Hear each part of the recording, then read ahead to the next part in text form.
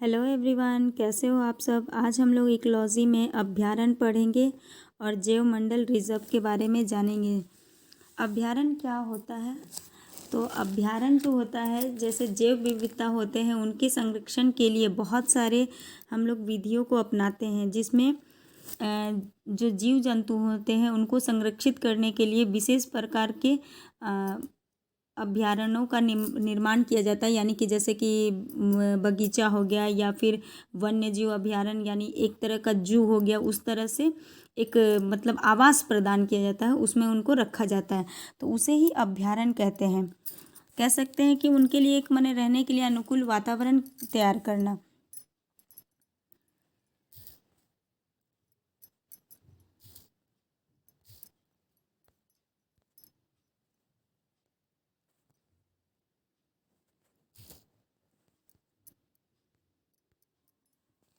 हाँ, तो इसमें हम लोग देखेंगे कि अभ्यारण्य जो होता है ये किस किस तरह के होते हैं। तो भारत में हमारे यहाँ पे राष्ट्रीय उद्यान है, वन्य जीव अभ्यारण्य है और रिजर्व है, मतलब संरक्षण रिजर्व है। इस तरह से कुछ बनाए गए हैं जिसमें जीवों को क्या किया जाता है, संरक्षित करके रखा जाता है।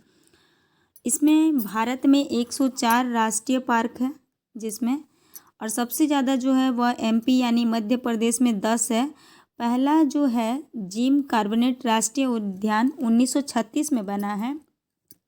ये पहला राष्ट्रीय उद्यान है जो सबसे पहले कहाँ पे बना है, तो ये बना है आपको जिम कार्बोनेट राष्ट्रीय उद्यान बना है। इसकी स्थापना जो हुई है उत्तराखंड के नैनीताल में हुई है, और यह 1773 में सबसे पहले इसमें टाइगर को रखा गया। तो ये प्रोजेक्ट जो है वो टाइगर के लिए बनाया गया था और सबसे पहले इसमें टाइगर को रखा गया था।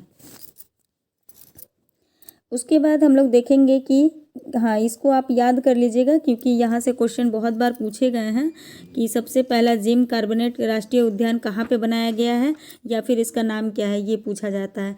तो ये यूपी पीसीएस के एग्ज़ाम में, एमपी पीसीएस और आपके राजस्थान वाले पीसीएस में और यूपीएससी के भी एग्ज़ाम में पूछा गया है। तो ये क्वेश्चन आप याद कर लीजिएगा कि पहला पार्क जो है राष्ट्रीय उद्यान कहाँ बना है, तो उत्तराखंड के नैनीताल में जिम कार्बोनेट राष्ट्रीय उद्यान 1936 में। एशियाई बब्बर शेर कहाँ है, तो एशियाई बब्बर शेर जो है वो आपको गुजरात के गिरी वन में देखने को मिलता है। उसके बाद यहाँ पर बेतला नेशनल पार्क है जो झारखंड के लातेहार ज़िले में पड़ता है। ये जेपीएससी के भी एग्ज़ाम में पूछा गया था और पहले जब बिहार वाले क्वेश्चन में भी एक दो बार पूछा गया है। राष्ट्रीय जैविक उद्यान नई दिल्ली में स्थित है जो चिड़ियाघर के लिए है 1982 में। तो राष्ट्रीय जैविक उद्यान कहाँ है, नई दिल्ली में स्थित है, चिड़ियाघर के लिए। काजीरंगा जो है वह गेंडा के लिए प्रसिद्ध है और सुंदरवन जो है वह बाघ के लिए फेमस है। सुंदरवन जो होता है पश्चिम बंगाल में पड़ता है, तो ये बाघ के लिए फेमस है। काजीरंगा जो है वह गेंडा के लिए फेमस मतलब उद्यान है। पेरियार जो है, पेरियार एक नदी भी है और वहीं पर हाथी के लिए संरक्षण हेतु बनाए गए हैं उद्यान अभ्यारण्य। अंतर्राष्ट्रीय टाइगर दिवस की अगर बात करें तो कब मनाया जाता है, तो 29 जुलाई को मनाया जाता है। यहाँ भी क्वेश्चन पूछा गया है ये। और जैव मंडल रिजर्व देखिए, जैव मंडल रिजर्व जो होता है इसमें यहाँ से 18 क्षेत्र है भारत के जिसको यूनेस्को ने घोषित किया है, जिसमें से 11 जो है वह इंडिया के ही हैं 18 क्षेत्र में से। और ये जैव मंडल जो होता है बायोस्फीयर, इसको एडवर्ड सुएस ने नाम दिया है। और यह देखिए सबसे ज़्यादा कहाँ आपको देखने को मिलेगा, तो ये पूर्वी घाटी। पिछले वाले वीडियो में अगर आपने नहीं पढ़ा है तो उसमें आप जाकर देख सकते हैं कि हम लोगों ने पढ़ा था कि सबसे ज़्यादा जैव विविधता कहाँ पाया जाता है, तो पश्चिमी घाट पे और पूर्वी हिमालय तथा अंडमान निकोबार, भारत और म्यांमार की सीमा पे और सूडालैंड में। तो उसको आप देख लीजिएगा एक बार। तो ये देखिए सबसे ज़्यादा पूर्वी घाट और पश्चिमी घाट पे, जहाँ पे दोनों का गठजोड़ होता है, वहाँ पे सत्यमंगलम बाघ आरक्षित क्षेत्र बनाया गया है। ये जैव मंडल रिजर्व है, तो इसमें रखा जाता है संरक्षित करके। उसके बाद हम लोग देखेंगे कि यूनेस्को ने 11 ऐसे क्षेत्रों को मतलब भारत के क्षेत्रों को शामिल किया है धरोहर के रूप में। और ये देखिए दोस्तों, यहाँ पे देखिए कि ये जो आप देख रहे हैं ये बाउंड्री, ये वो क्षेत्र है जहाँ पर क्या होते हैं, हम लोग रहते हैं, मानव रहता है, उनका निवास स्थान है, यहाँ पे कृषि कार्य और भी चीज़ें होती हैं। लेकिन इसके अंदर का जो जोन होता है, ये वाला जो एरिया आप देख रहे हैं, ये यहाँ पर क्या है, ये बफर जोन है। यहाँ पे जाना आपको मना है, मतलब कि इसके लिए आपको सरकार से परमिशन लेने की आवश्यकता है। उसके बाद ये जो देख रहे हैं प्राकृतिक जोन अंदर वाला, ये एक क्रोड है, प्राकृतिक क्रोड है, जहाँ पे मतलब प्रकृति ये जो जीव जंतु है उनका निवास स्थान है। तो इसको आप अच्छे से देख लीजिए, आप चाहें तो इसे नोट डाउन कर सकते हैं। तो ये जो जोन है सबसे किनारे वाला क्या है, तो इसमें मानव का क्षेत्र है, यानी परागमन क्षेत्र है, मतलब इसमें घूम फिर आदमी सकता है। लेकिन अंदर वाला जो बफर जोन है वहाँ पे अलाउ नहीं है, उसके लिए सरकार से आपको परमिशन लेना पड़ता है। और उसके बाद अंदर वाले जो है वह प्राकृतिक क्षेत्र है, जहाँ पे जीव जंतुओं का विशेष प्रकार के जैव विविधता मतलब बहुत ज़्यादा मात्रा में पाए जाते हैं। उसके बाद यहाँ पर हम लोग देखेंगे कि कुछ इम्पॉर्टेंट अभ्यारण्य के बारे में जानेंगे। तो नोकरेक जो है वह मेघालय में है, मानस अभ्यारण्य जो है वह असम में, दिहांग दिबांग जो है वह अरुणाचल प्रदेश में, अगस्त मलाई जो है अगस्तम मलाई केरल में है, सिमलीपाल जो है उड़ीसा में है, कंचनजंगा सिक्किम में, कोल्ड डेजर्ट जो है वह हिमाचल प्रदेश में है। कोल्ड डेजर्ट को हम लोग शीत बोलते हैं, शीत वाला। तो उसके बाद कान्हा राष्ट्रीय पार्क जो है वह मध्य प्रदेश में है, दाची गाम वन्य जीव अभ्यारण्य जम्मू कश्मीर में, और झारखंड के लातेहार में महुआ टांड है, भीम बांध वन्य जीव अभ्यारण्य बिहार के मुंगेर में है। इसको अच्छे से आप याद कर लीजिए, बीपीएससी में हो सके तो पूछा जा सकता है कि भीम बांध वन्य जीव अभ्यारण्य कहाँ है, तो बिहार के मुंगेर में है। नागार्जुन सागर कहाँ है, तो अरुणाचल ये आंध्र प्रदेश में है, सबसे बड़ा है। तो सबसे बड़ा वन्य जीव अभ्यारण्य कहाँ है, तो वह है आपको नागार्जुन सागर में, और ये पड़ता है कहाँ, आंध्र प्रदेश में।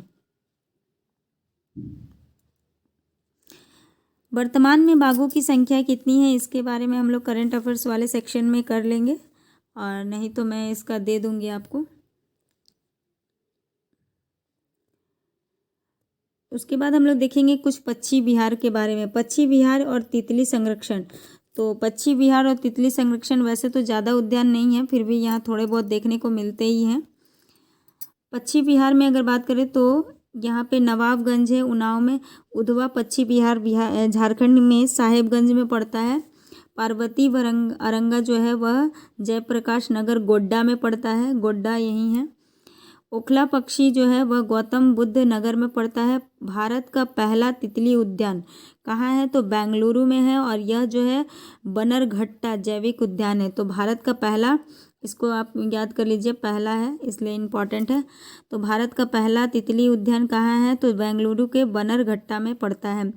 उसके बाद तमिलनाडु में पक्षी विहार कारी किल्ली है जिसका नाम, और विश्व का सबसे बड़ा वानस्पतिक उद्यान जो है वह इंग्लैंड में पड़ता है, क्यों उसका नाम है। तो विश्व का सबसे बड़ा वानस्पतिक उद्यान कहाँ है, तो इंग्लैंड के क्यू में है।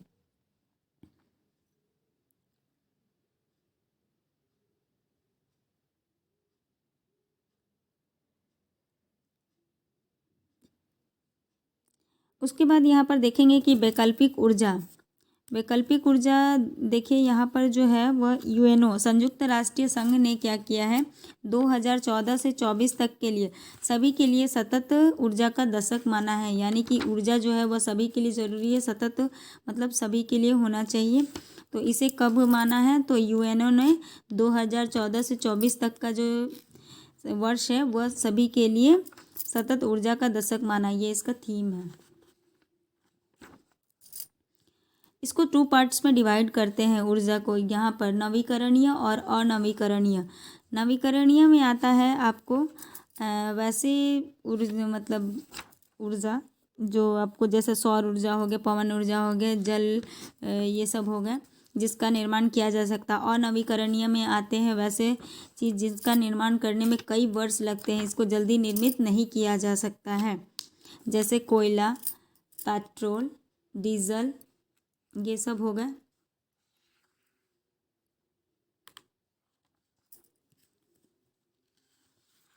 यहाँ पर हम लोग देखेंगे कि फोटो वोल्टाइक, यहाँ चाहे तो आप लिख सकते हैं, और नवीकरणीय में कोयला,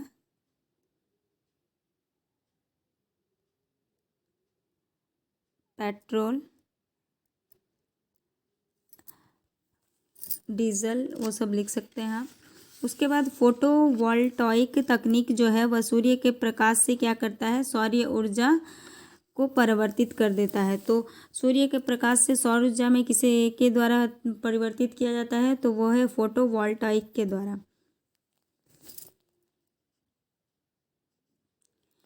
उसके बाद बहुत सारे ऐसे संगठन भी बनाए गए हैं जिसके द्वारा क्या किया जाता है, इनका कार्य किया जाता है। तो इसमें हम लोग देखेंगे कि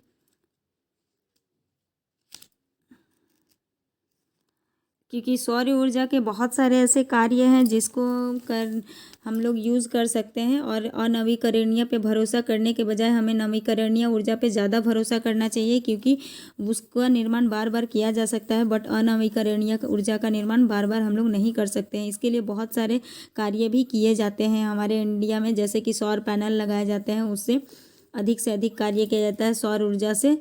और इसके बहुत सारे यूज़ हैं, जैसे कि आप थेरेपी में यूज़ कर सकते हैं, या फिर बहुत कृत्रिम उपग्रह जो लगाए जाते हैं उस पर भी सौर ऊर्जा का प्लेट लगा दिया जाता है, उससे वो हीट होकर के कार्य करता है। उसके बाद ऑटो रिक्शा जैसे आ गए, हवाई जहाज़ भी बहुत सारे ऐसे हैं जो बैटरी से चल रहे हैं। ऑटो रिक्शा जो ऑटो रिक्शा का यूज़ हो रहा है। और भी बहुत सारे ऐसे चीज़ें, जैसे कि आप देखे होंगे कुकर उकर भी आ गए हैं जो सौर ऊर्जा में क्या करते हैं, खाना को पकाते हैं। सोलार सिस्टम वाला सोलर कुकर, जल का उष्मन, उसमें मतलब पानी उनी भी गर्म होता है, प्रकाश संश्लेषण, ये सारे बहुत सारे यूज़ हैं जो सूर्य के प्रकाश से हम लोग यूज़ करते हैं। तो इसके लिए बहुत सारे ऐसे संगठन भी बनाए गए जिसके ज़रिए क्या होता है कि आप अनवीकरणीय ऊर्जा पे ज़्यादा भरोसा नहीं करके वह नवीकरणीय ऊर्जा पे भरोसा करें, इसके लिए बनाया गया है। इसका पहला जो संगठन हुआ था वो कहाँ हुआ था, तो दिल्ली में हुआ था। इसके लिए पहला शिखर सम्मेलन नई दिल्ली में किया गया था 11 मार्च 2018 को। और पहला अगर केंद्र शासित प्रदेश की बात करें तो वह द्वीप है, दमन एंड द्वीप जिसको बोलते हैं वही है। उसके बाद यहाँ पर हम लोग देखेंगे कि बायोडीजल,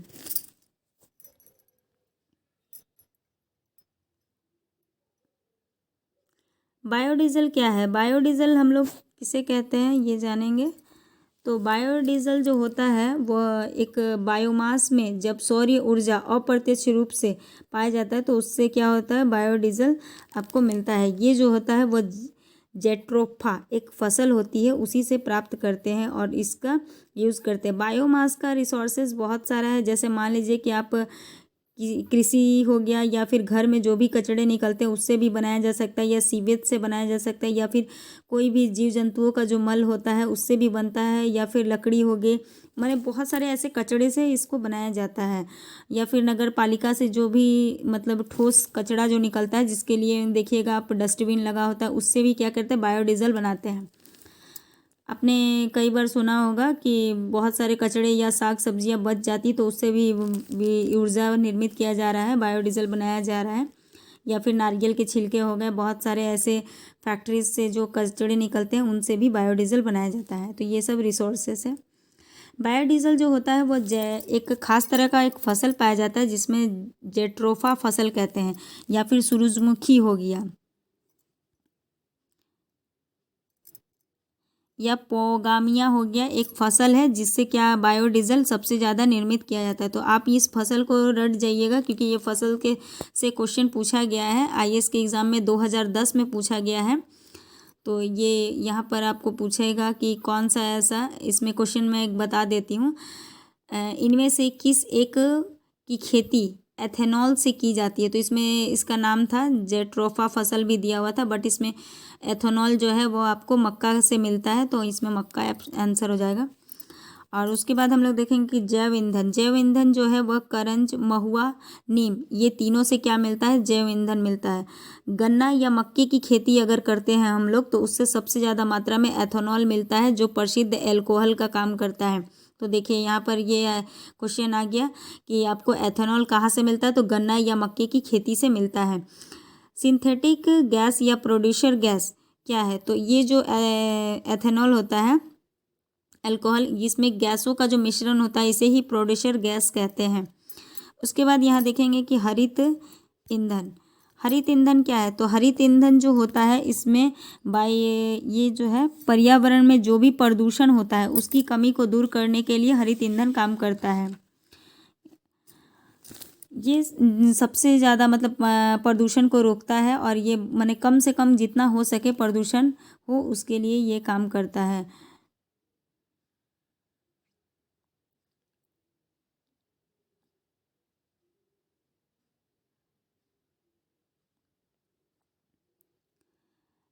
इसमें हाइड्रोजन की भूमिका होती है। हाइड्रोजन जो है वो कार्य करता है, हाइड्रोजन पाया जाता है। पहला जैविक खेती अगर बात करें तो ये कहाँ पे हुआ था? तो सिक्किम में हुआ था। बायोगैस जो है वह मीथेन प्लस कार्बन डाइऑक्साइड को मिलाकर के बायोगैस निर्मित किया जाता है। भूतापीय ऊर्जा जो है वह किससे होता है? तो हिमालय, खंबात बेसिन, सोनाटा, पश्चिमी घाट, गोदावरी बेसिन और महानदी बेसिन से क्या है? भूतापीय ऊर्जा का निर्माण किया जाता है। तो ये कुछ ऐसे इंपॉर्टेंट क्वेश्चन थे जहाँ से एग्ज़ाम में पूछे गए हैं और ये घटना चक्र में आपको मिल जाएगा। आप चाहें तो उसमें जा कर के देख सकते हैं, इसको पढ़ लीजिए और इसके आगे के अगर वीडियो देखना चाहते हैं तो आप जा कर के देख सकते हैं, मैंने डाला हुआ है। इसके बाद आपका 2-3 चैप्टर और बच जाता है इकोलॉजी में, उसके बाद आपका पूरा इकोलॉजी समाप्त हो जाता है और इतना काफ़ी है। आप इस नोट्स को चाहे तो रेडी कर सकते हैं या फिर पूरा होने के बाद मैं इसे टेलीग्राम चैनल पे डाल दूँगी पीडीएफ के रूप में, आप वहाँ से देख सकते हैं और नोट डाउन कर सकते हैं। अगर आपको अच्छा लगा है तो thank you, like share subscribe करना ना भूलें। Thank you.